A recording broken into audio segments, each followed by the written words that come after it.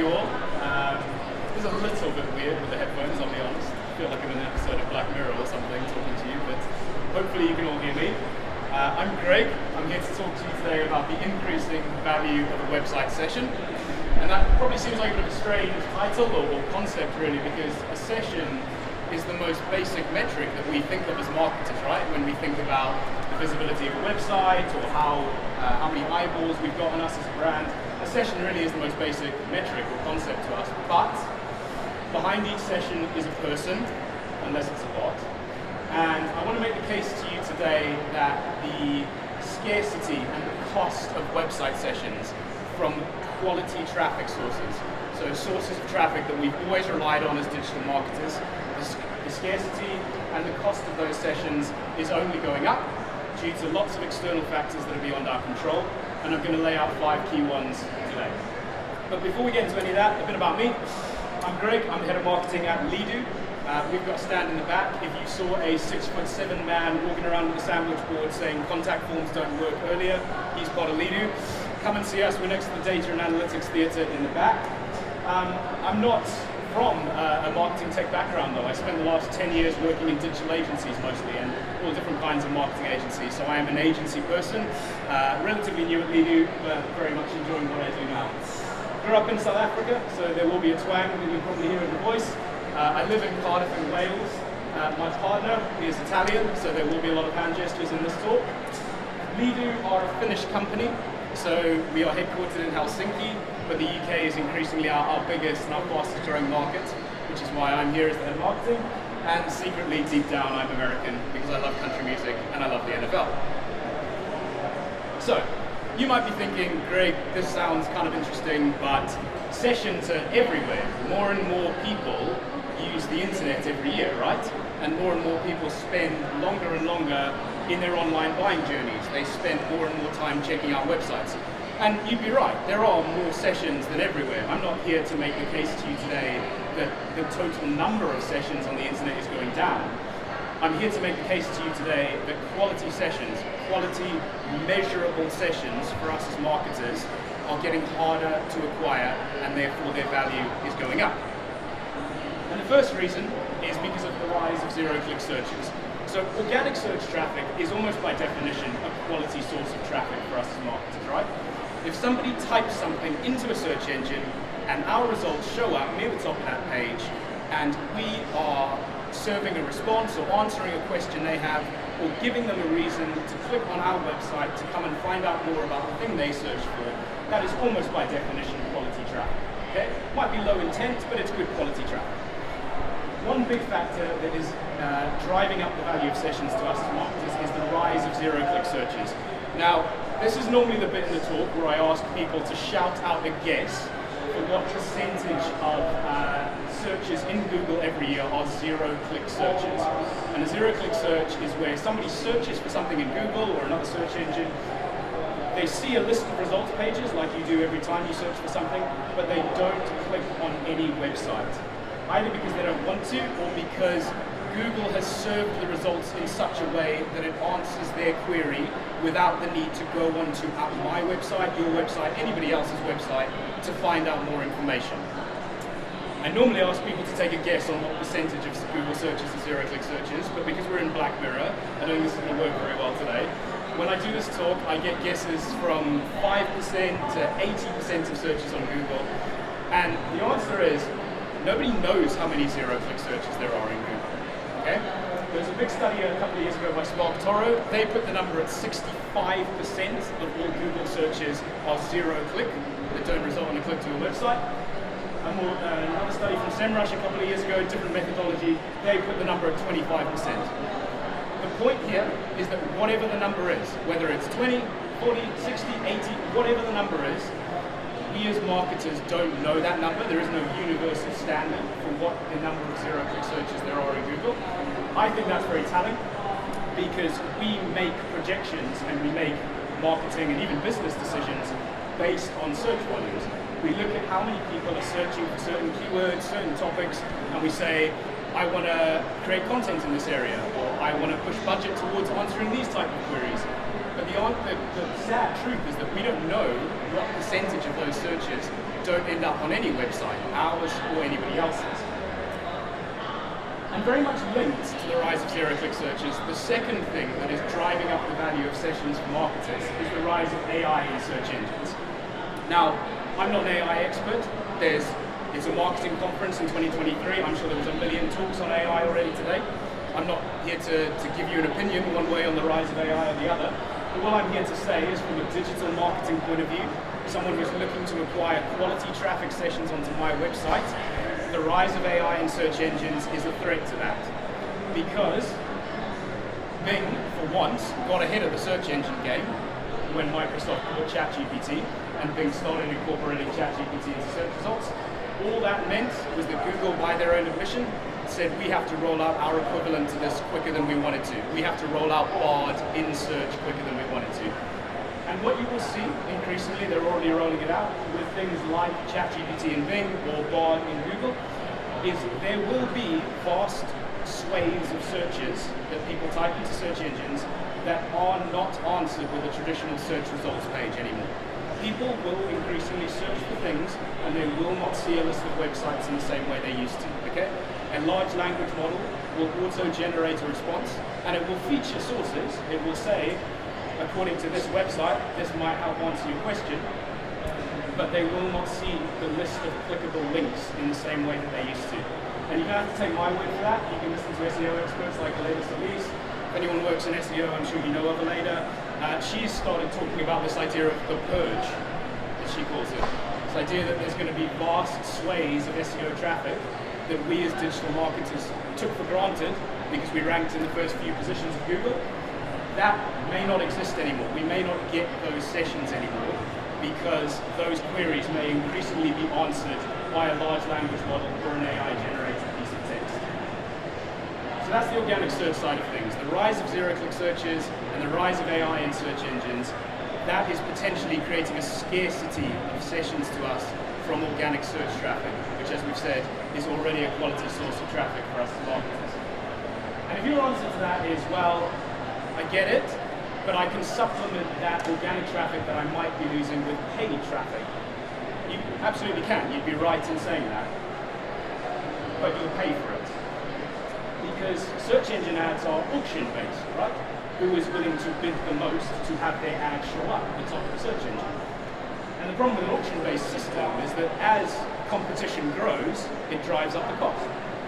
So the global amount of dollars spent on search engine ads doubled in a 4-year time frame from 2017 to 2021. It went from 100 billion to over 200 billion in 4 years. What all advertisers globally were spending on paid search ads. That number's going to double again by 2027. We'll go to 400 billion. So every year, more and more people enter the marketplace. They're willing to pay more and more of a premium to acquire those sessions from paid search traffic, and that drives up the cost for everybody. So yes, you can absolutely supplement it with paid search, but you're going to pay more and more for it, and that means the value of each individual session for you as a marketer is going to go up in terms of cost. And then, we as marketers get hit with stuff like this. And I'm sure all of you have seen headlines like this. I'm sure there's been other talks today about the cookieless future and how we're all going to operate without third-party cookies. This is coming, it's coming fast, okay? Google is getting rid of third-party cookies by Q3 of next year, 2024. And you will have seen everyone from Apple to Meta to all these tech giants, they are falling over themselves to move away from cookie-based models, okay? That's why we've all had to switch from Universal Analytics to GA4 this year. Universal Analytics was a cookie-based model, GA4 was an event-based model. Google, just like every other tech giant, is really afraid of being regulated. They're really afraid of basically what happened to TikTok, getting pulled in front of the US Congress and being fined and being regulated and being told they've misused people's data. And all that means is that every tech giant wants to move away from third-party cookies, particularly when it comes to advertising. So I don't want to make this a cookie talk, but just to say that if you aren't using first-party data to build up your advertising lists, next year you will notice that you have a lot fewer targeting options than you have in the past. And to kind of give you a casual example of this, if anyone's been advertising on Facebook for the last 5, 6, 10 years, you will have noticed this in action already, right? So I remember running Facebook ads like 8 years ago, and it was the wild goddamn west. You could do whatever you wanted, okay? I could target people based on income, I could target people based on browsing habits around the internet, very niche interests, ethnicity that I as an advertiser had no business knowing, but I could do it. And then things like the Cambridge Analytica scandal happened, Meta decided to move away from using browser behavior and third-party cookies as advertising options. Apple banned the use of cross-device tracking in one of its iOS updates a couple of years ago. And all that means that if you're a Facebook advertiser now, you can't serve ads to people based on any of those preset options.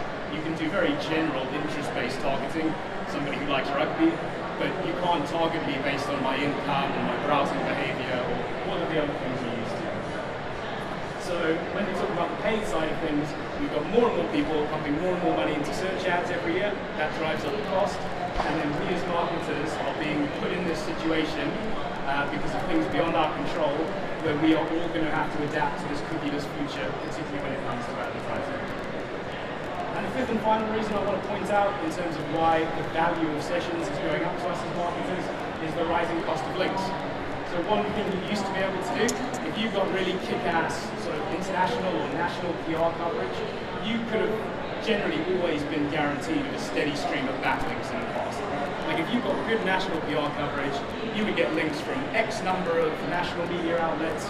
Those are obviously worth their weight in gold from an SEO perspective, but you would also generally be guaranteed a pretty steady stream of good referral traffic from those links as well.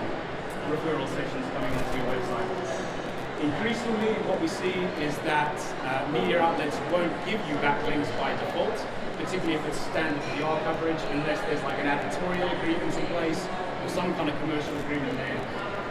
This is a study every year that an agency called IRA published. It's a state of link building report, they call it. And their finding from this year, one of their findings, was that even in a year when people spend more on digital PR and link building than ever, more money, more resources, everything, it was typical for digital PR campaigns to generate less than 10 links. And that's because media outlets increasingly won't give you links, they won't give you referral traffic unless you have a commercial agreement in place. So, that was a very quick rundown of 5 big reasons that I think are increasing the value of sessions for us as marketers. And when I talk about this, I'm really talking in economic terms, right? When we talk about the rise of zero-click searches or the rise of AI in search engines, those are increasing the scarcity of organic search traffic to us. When we talk about increasing search ad competition, that is driving up the cost of quality sessions to us as marketers. When we talk about the cookieless future or the rising cost of links, it's increasing both the cost and the scarcity of sessions to us as marketers. And if anybody did a basic intro to economics course when you were in high school, you'll know that when the cost of something goes up, or the scarcity of something goes up, or both, its value goes up. So the increasing value of sessions is really in economic terms for us as marketers. So what are we meant to do about this? What should our response be? And commonly, and I am more guilty of this than anybody because I worked in digital agencies for 10 years, as I told you at the start. The most common response from a marketer is to look at a month-on-month or a quarter-on-quarter report, to look at where traffic is up or down, and to make short-term decisions based on that. So to say, this quarter, we're seeing less organic search traffic because our click-through rates are down because of a rise of zero-click searches. Or this month, my paid search traffic was down because there's more competition in my marketplace. How can I look at other forms of paid traffic to supplement paid search ads? And the problem with that is, apart from being a very short-termist view of marketing, the end goal of marketing should never be about traffic levels. The end goal of marketing should be to get as many leads, conversions, sales, commercial outcomes as we can, particularly if we work in digital marketing for our websites. We want our websites to be a source of new business, leads, opportunities, commercial outcomes for us. And if we just focus on where traffic is up or down or where the threats to traffic are, we miss such a big piece of the pie because we're only focused on, well, if I can get traffic back to the level it was, my website will convert people in roughly the same way it always has, and I'll end up with roughly the same number of leads as I was getting through my website. But while traffic is a means to an end for us as marketers, our end goal should never be just about traffic. And we at Leadoo are really passionate about this because we think that just focusing on traffic means you miss a much, much bigger piece of the pie. And the bigger piece of the pie is that the average conversion rate for a website on the internet across all sectors is around 2%. 2%. I don't know what your website converts at, but the average across B2B, B2C, everything is about 2%. Okay?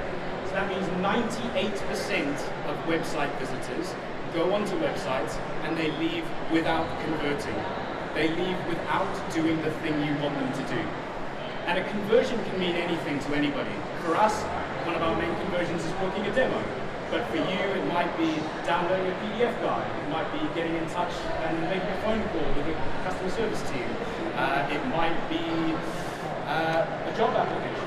A conversion can mean anything to anybody, but the average conversion rate on the internet is 2%. So if you're only focused on traffic and where traffic is up, where traffic is down, you are missing potentially a much bigger piece of the pie over here. So we've gone into the weeds, we've gone into some quite technical stuff about external factors and external threats from a digital marketing point of view. So let's take a step back. Let's imagine there is no internet. Nice, right? Internet doesn't exist. It's the 1970s and you own a shop. You own a shop in a busy shopping center in the 1970s. No internet.